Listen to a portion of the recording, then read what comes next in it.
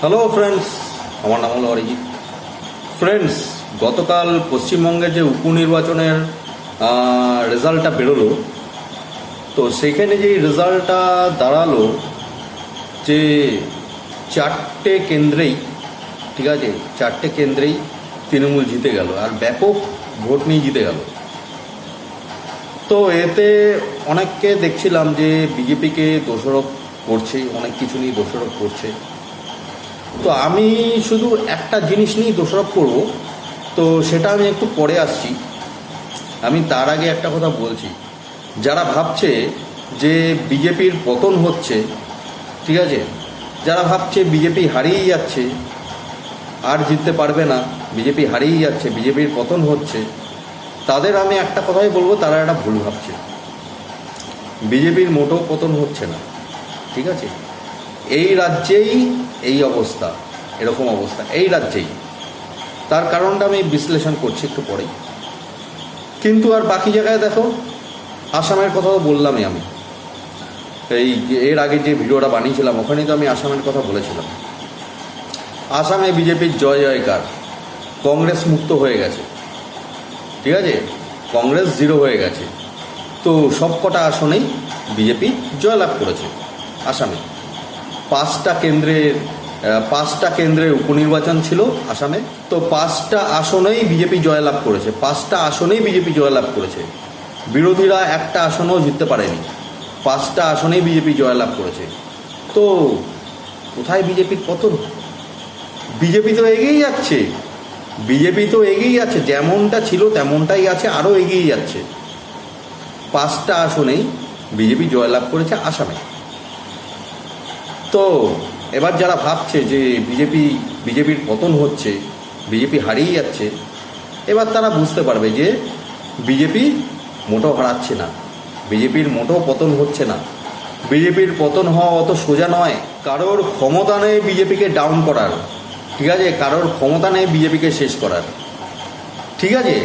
BJP এই রাজ্যে 78টা আসন নিয়ে চলে এসছে, পশ্চিমবঙ্গে চলে এসছে, খাতায় কলমে লিখিত হয়ে আছে যে বিরোধী আসনে বিজেপি আছে একমাত্র, আর কেউ নেই। আমরা কিন্তু আমাদের আরেকটা শত্রুকে হারিয়ে দিয়েছি, ধ্বংস করে দিয়েছি, জিরো বানিয়ে দিয়েছি, যেটা হচ্ছে কংগ্রেস। কংগ্রেসকে আমরা জিরো বানিয়ে দিয়েছি। কংগ্রেস হচ্ছে ভারতবর্ষের শত্রু, ভারতবাসীর শত্রু, ঠিক আছে। কংগ্রেস আসা মানে ভারতবর্ষ টুকরো হয়ে যাওয়া। তো এই কংগ্রেসকে আমরা জিরো বানিয়ে দিয়েছি, কংগ্রেস আউট হয়ে গেছে। একটা শত্রুকে আমরা জিরো বানিয়ে দিয়েছি, একদম শেষ করে দিচ্ছি, ধ্বংস করে দিয়েছি একটা শত্রুকে। এবার আরেকটা শত্রু আছে, আরেকটা শত্রু এখন রাজ্য সামলাচ্ছে, মানে তৃণমূল। তো একটা শত্রু যখন ধ্বংস হয়ে গেছে, আরেকটা শত্রু শেষ হয়ে যাবে, এই হচ্ছে ব্যাপার। একটা শত্রুকে তো আমরা ধ্বংস করেছি তো আমরা সফল হয়েছি। আমরা পশ্চিমবঙ্গকে পাকিস্তান হওয়ার থেকে আটকাতে পেরেছি, ঠিক আছে, পশ্চিমবঙ্গকে ইসলামিক রাজ্য হতে আটকাতে পেরেছি। কারণ যদি কংগ্রেস যদি আসতো, মানে সংযুক্ত মোর্চা যদি জিততো, তাহলে পশ্চিমবঙ্গ পাকিস্তান হয়ে যেত, পশ্চিমবঙ্গে ইসলামিক শাসন লাগু হয়ে যেত। কারণ আইএসএফকে ওই কারণেই নিয়ে এসেছিল কংগ্রেস, সিপিএম কংগ্রেস, ঠিক আছে। ওই বাজে শক্তিটাকে আমরা হারিয়ে দিয়েছি, জিরো বানিয়ে দিয়েছি, জিরো। এবার আমরাই শুধু আছি তৃণমূলের বিরুদ্ধে লড়ার জন্য, আর কেউ নেই, কেউ আমাদের আর আটকাতে পারবে না, ঠিক আছে। তৃণমূলের বিরুদ্ধে শুধু আমরাই লড়ব, শুধুমাত্র আমরাই লড়ব, আর আমরাই লড়ছি। খাতা কলমে বিজেপি পশ্চিমবঙ্গে বিরোধী আসনে রয়েছে, 78টা আসন নিয়ে বিজেপি পশ্চিমবঙ্গে চলে এসছে, যেটা 2016 সালে কিছুই ছিল না। 2021 সালে 78টা আসন নিয়ে পশ্চিমবঙ্গে চলে এসছে। আর বাকি যারা বিরোধী ছিল, সিপিএম কংগ্রেস সংযুক্ত মোর্চার জোট, ওই জোট পুরো ধ্বংস হয়ে গেছে, জিরো হয়ে গেছে ওরা, ঠিক আছে। এই জিনিসটা মাথায় রেখে দিতে হবে, এই জিনিসটা মাথায় রেখে দিতে হবে। আমরা সফল হয়েছি, আমরা একটা শত্রুকে হারিয়ে দিয়েছি, একটা শত্রুকে পুরো জিরো বানিয়ে দিয়েছি, কংগ্রেসকে। কংগ্রেস শুধু বিজেপির শত্রু নয়, কংগ্রেস শুধু বিজেপির শত্রু নয়, কংগ্রেস সবার শত্রু, কংগ্রেস পুরো ভারতবাসীর শত্রু। সেই কংগ্রেসকে আমরা জিরো বানিয়ে দিয়েছি, এটা মাথায় রেখে দিতে হবে, ঠিক আছে। এবার আমি বলছি বিজেপির কোন জায়গায় ভুল, এই রাজ্যে যে বিজেপি জিততে পারলো না, মানে এই উপনির্বাচনে যে বিজেপি জিততে পারলো না, এতে বিজেপির কোন জায়গায় ভুল? এই এত মানে ভোট পরবর্তী হিংসা হলো বিধানসভা ভোটের পরে, সেখানে বিজেপি কর্মীরা মার খেলো, ঠিক আছে, বিজেপি কর্মীরা মার খেলো, তো তখন কোনো বিজেপি নেতাকে কাছে পেল না। কেন পেল না? তাদের মাকসাদ কী ছিল? তারা কেন বিজেপিতে প্রার্থী হয়েছিল? তাদেরকে তো তৃণমূল থেকে ঢুকিয়েছিল। এখানেই বিজেপির ভুল হয়েছে। তৃণমূল থেকে কোনো নেতাকে নেওয়াটাই বিজেপির ভুল হয়েছে, ঠিক আছে, তৃণমূল থেকে নেতাদের নেওয়াটাই বিজেপির ভুল হয়েছে। এরকমটা আমরা আর নেব না। আমরা আর কোনো দল থেকেই কোনো নেতাকে নেব না, ঠিক আছে, কোনো দল থেকেই কোনো নেতাকে নেব না। তার কারণটা কি? অন্য কোনো দল থেকে যদি আমরা নেতাদের নিই, ধরলাম তৃণমূল থেকে আমরা 10টা নেতাকে নিলাম, 10টা নেতাকে নিলাম, হ্যাঁ, আর কংগ্রেস থেকে 10টা নেতাকে নিলাম, তো তৃণমূলের 10 জন নেতার মধ্যে 5 জনই হচ্ছে দুর্নীতিবাজ, কংগ্রেসের 10 জনের মধ্যে 5 জনই হচ্ছে দুর্নীতিবাজ, তো কি হবে? কি হবে?